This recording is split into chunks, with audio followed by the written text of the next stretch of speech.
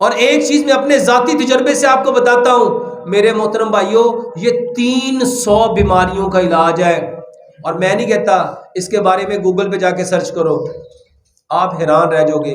اور یہ چیز الحمدللہ پاکستان میں ہر علاقے میں پائی جاتی ہے، پہاڑوں کو چھوڑ کے۔ وہ ہے سوہانجنا، وہ ہے سوہانجنا۔ دیکھو ہمارے ہاں اس کے کبھی سوہانجنے کی مولیوں کا چار پڑتا تھا کیوں پڑتا تھا؟ میرے محترم بھائیوں، سوہانجنا کے پتے، اس کو خشک کر کے پاؤڈر بناؤ، اس کا نام ہے مورنگا۔ مورنگا، اس کا کاوا، سردی ہے روز پیو۔ یہ جن لوگوں کو چائے کی بیماری ہے نا، یقین جانو یہ چائے کی بیماری کی جگہ پہ یہ کاوا پیئیں، صبح بھی، دوپہر بھی، شام بھی۔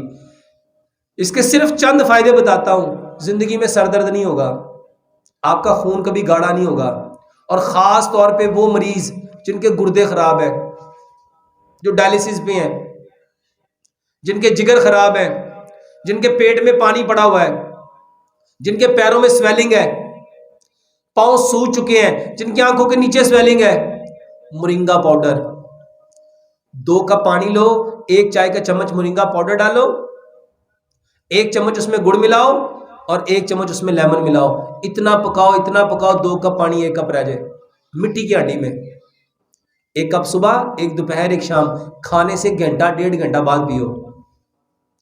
یقین جانو میرے محترم بھائیوں، آپ کے دماغ کے لیے، آنکھوں کے لیے، آپ کے دل کے لیے، آپ کے جگر کے لیے، آپ کے معدے کے لیے، آپ کے پھیپھڑوں کے لیے، آپ کے گردوں کے لیے، آپ کی آنتوں کے لیے، آپ کی ہڈیوں کے لیے، آپ کے پٹھوں کے لیے، آپ کی طاقت کے لیے، قوت کے لیے، آپ کی ایک ایک چیز کو پورا کرنے کے لیے اللہ نے تحفہ دیا ہے۔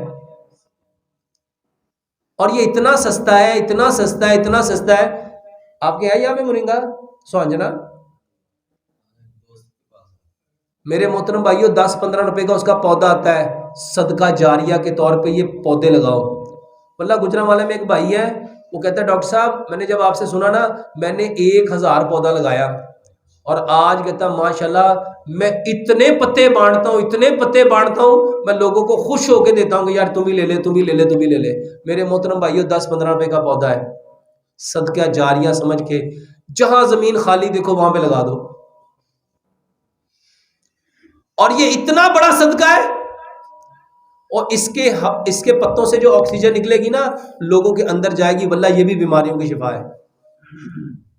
میرے محترم بھائیوں، وہ چیزیں جو نبی صلی اللہ علیہ وسلم نے پسند فرمائیں ان کو اپناؤ۔